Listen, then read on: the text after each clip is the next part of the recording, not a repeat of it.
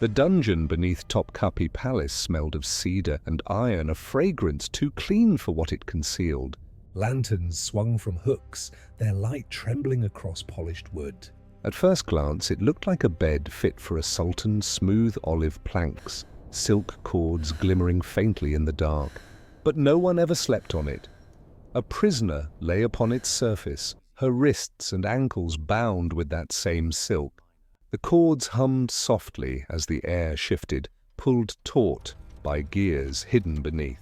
A physician stood nearby, adjusting a lever with the tenderness of a craftsman tuning an instrument. "Breathe slowly," he whispered, his voice calm, almost kind. "It begins with the breath." The first turn came gently, just enough to stretch, not yet to break. The silk tightened, her spine arched, a low crack echoed in the room. Then another. The sound was not loud, not violent, it was rhythmic, deliberate, like prayer beads sliding through fingers. No blood, no screaming, only the quiet rearrangement of a body learning what silence meant. They called it the silent bed, the Ottoman invention that promised confession without chaos, discipline without mess, and death without sin. The Ottoman Empire in its golden age was a paradox, a civilization of beauty built upon obedience, mercy balanced on the edge of cruelty. Within its palaces, marble gleamed and silk draped every corner, yet beneath those floors ran corridors of shadow where the empire's most delicate work was done, the art of discipline. To the Ottomans, order was sacred, and nothing was more dangerous than disorder that came from within. Execution was not simply punishment, it was choreography. Every death had to honor the empire's sense of control, its aesthetic of balance. Blood was considered unsightly, an insult to divine order. To spill it carelessly was barbaric. To break a body cleanly, quietly, was civilization. And so, under Sultan Selim II, cruelty became refinement. His court physician, Mehmet Çelebi, was a man devoted to anatomy and the soul's geometry. Trained in both medicine and mechanics, he viewed the human body as a divine instrument, one that could be tuned, stretched, and corrected. He wrote in his journals, "God's creation is perfection. Pain is its language when harmony is disturbed." When whispers of treason began to circulate among Selim's viziers, Mehmet proposed a device that would punish without spectacle, a machine that would purify sin from the bones without shedding a drop of blood. Thus was born the bed of purity, later known among guards as the silent bed. It was not forged by blacksmiths of war, but by artisans of faith. Its frame was carved from olive wood, the tree of peace polished until it gleamed like glass.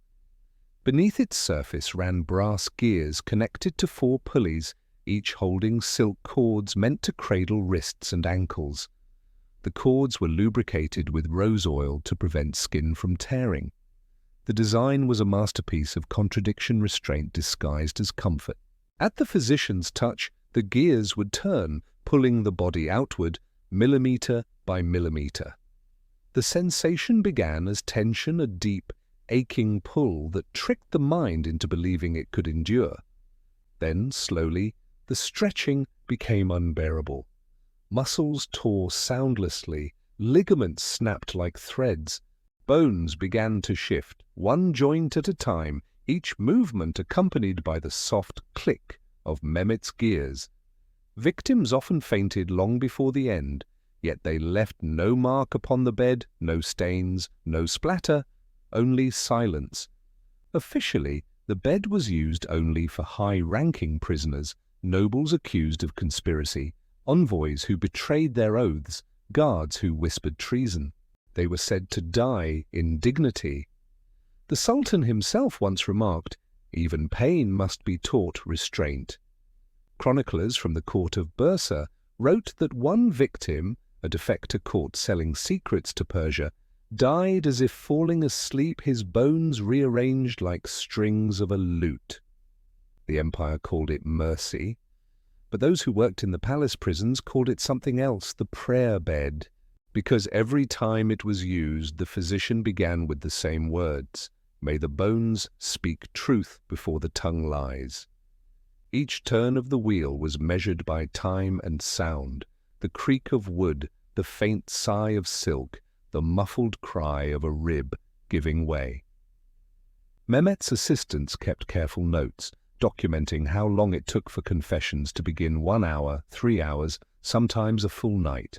What disturbed them most was not the suffering, but the serenity. The victims often stopped screaming early, their minds surrendering to stillness long before their bodies broke. It was said that Mehmet believed this silence was the proof of purity, that a soul cleansed of deceit had no need for noise. He described it as the sacred stillness between pain and forgiveness.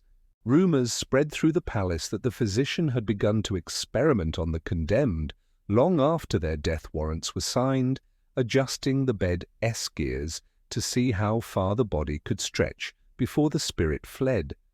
Guards claimed he kept the broken corpses for study, sketching their skeletons, noting where they fractured cleanly, where they resisted.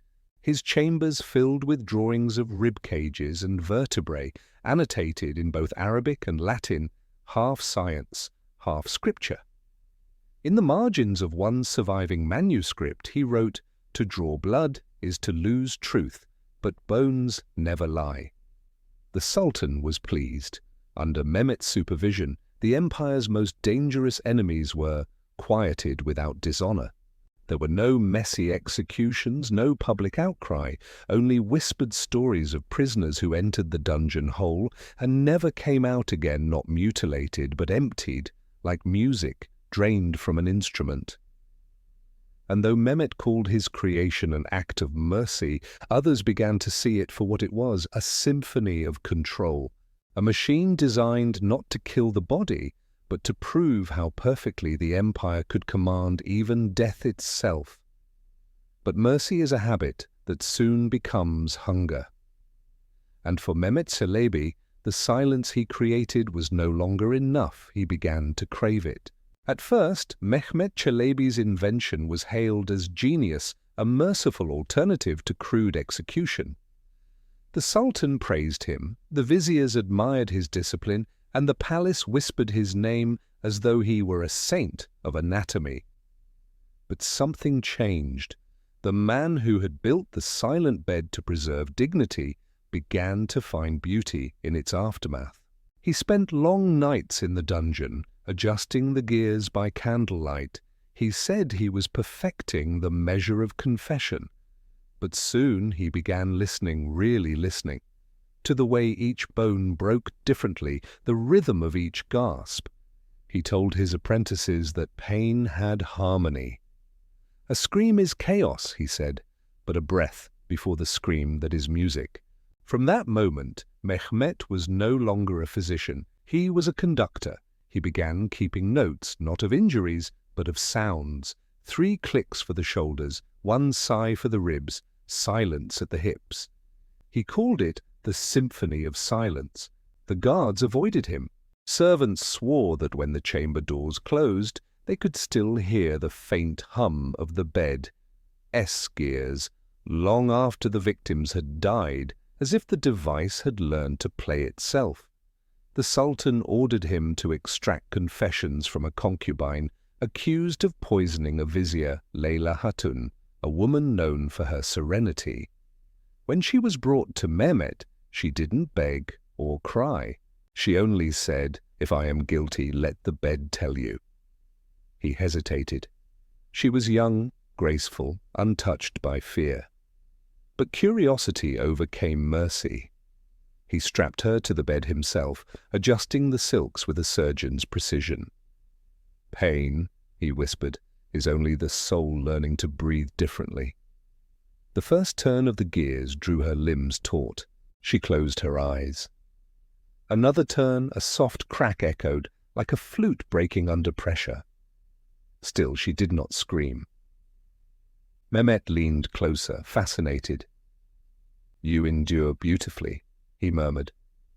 "Do you not fear death?" Her voice was barely audible. I fear you'll need to hear it." Hours passed. The bed creaked like an instrument being tuned.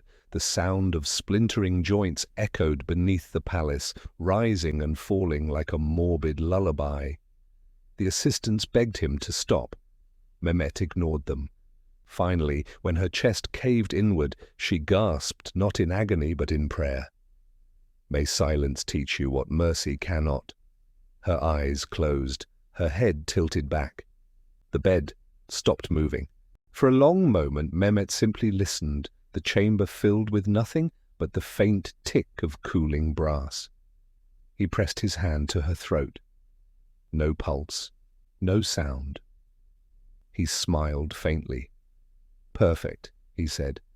Afterward he washed the bed himself, whispering apologies to the wood. "You are pure," he said. "You understand restraint better than any man." But the silence that followed Leyla Hatun's death did not leave him. He began sleeping beside the device, claiming it breathed softly at night. Servants found him murmuring to it as though to a lover. One morning an assistant reported finding him kneeling at the foot of the bed, weeping and writing. His notes from that night still survive in fragments. The silence speaks when the soul is most obedient. Every body has a limit, but not every body has grace. The bed knows the truth better than I. Soon prisoners began to disappear from the record books. Mehmet stopped reporting executions to the Sultan. The guards whispered that he was using condemned men not for confession, but for composition. When the Sultan finally descended into the chamber to confront him, he found Mehmet standing over an empty bed, turning the gears slowly with his hands. "What are you doing?" the Sultan demanded. Mehmet didn't look up. "Listening," he said softly. "It still remembers." The Sultan ordered the device destroyed. Mehmet was stripped of his title, confined to his quarters. But 3 nights later, guards heard the faint sound of gears turning again. They broke down the door. Mehmet was gone. The bed was still moving. They found him in the courtyard below, his body twisted unnaturally, bones shattered as if he had lain upon the bed himself. The silent bed was sealed beneath the palace, its gears bound with chains, its name stricken from the archives. Yet, for years afterward, servants claimed they heard whispers rising through the marble floors on quiet nights, soft rhythmic creaks like a body breathing. And when the wind blew through the corridors of Topkapi, some swore they could hear Mehmet's final words in its sigh, "Silence is the most honest scream." The Sultan buried the bed, but its legend spread beyond the palace walls. For centuries, travelers would speak of a device that broke every bone without blood, a masterpiece of pain disguised as mercy. They said the Sultan ordered the silent bed dismantled, its gears melted, its wood burned to ash. But fire, it seems, refuses to consume what was made for silence. Decades later, during renovations beneath Topkapi Palace, workers uncovered a sealed door, carved with the emblem of the imperial physicians, a crescent moon crossed by a blade. Behind it lay a chamber untouched by time. The air was dry, heavy with the faint scent of oil and decay. In the center stood the bed. The silk cords were gone, the gears stiff with age, yet the frame gleamed faintly under the lanterns as though it had been waiting. The officials who found it ordered it sealed again immediately. But rumors spread faster than the mortar could dry. Palace guards whispered that when they first entered the chamber, they heard something moving a slow creak, like a breath drawn by wood. One man swore the ropes had shifted on their own. Another claimed he heard a voice murmur, "Not yet." When the empire began to crumble centuries later, the story resurfaced. European travelers wrote of a Turkish rack that left the flesh unmarked, displayed briefly in the 1800s at an antiquities bazaar before vanishing again. A French physician named Armand de Vérac described it in his journal. A bed of polished wood and brass, its pulleys constructed with the precision of a clock.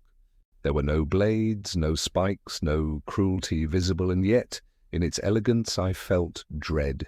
It was not made to torture, it was made to listen. No one knows where the bed went after that.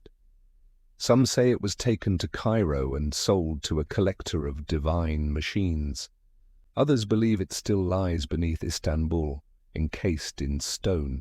The palace staff still tell stories of footsteps echoing in empty corridors, of faint wooden sighs beneath the marble floors on windless nights. But what survived beyond the wood and gears was the philosophy that birthed it. In later centuries, the Ottoman practice of clean discipline spread quietly across Europe. Architects of power kings, inquisitors, scientists all admired the same principle: control without chaos. Torture devices became more refined, their violence hidden under craftsmanship. Pain was turned into ritual, suffering into spectacle. The silent bed was no longer a thing of wood and metal. It became an idea. The belief that cruelty, if performed beautifully, was not cruelty at all. Modern historians debate whether Mehmet Çelebi truly existed, or whether he was a symbol, a cautionary tale, whispered by later generations. But deep within the Ottoman archives, one page survives under the seal of the Imperial Court of Medicine. It reads only, "The patient did not bleed, the silence was complete." No author's name. No record of who wrote it, only that single sentence, preserved as if to remind the world what happens when empathy learns the language of elegance. Today, the silent bed is studied as myth, a metaphor for power, its most seductive form, the ability to destroy without appearing violent. Political theorists cite it as an early expression of psychological control. Artists call it the first modern performance of suffering. But beyond all that, it endures because it asks a question the world still hasn't answered. When cruelty hides behind beauty, does the soul still scream? Standing in the ruins of the old palace today, you can see the shadows of that question carved into every wall. The empire that sought order above all else eventually collapsed under the weight of its own silence. And yet, when night falls over the Bosphorus and the wind sweeps through the courtyards, the guards who patrol the grounds sometimes stop and listen. They say that beneath the marble, under centuries of dust and time, they can still hear something faint, a soft tightening, the creak of wood, a whisper that sounds almost like prayer. No blood, no screams, just the memory of a machine that believed mercy could be measured in quiet. Because cruelty, when perfected, does not shout, it breathes.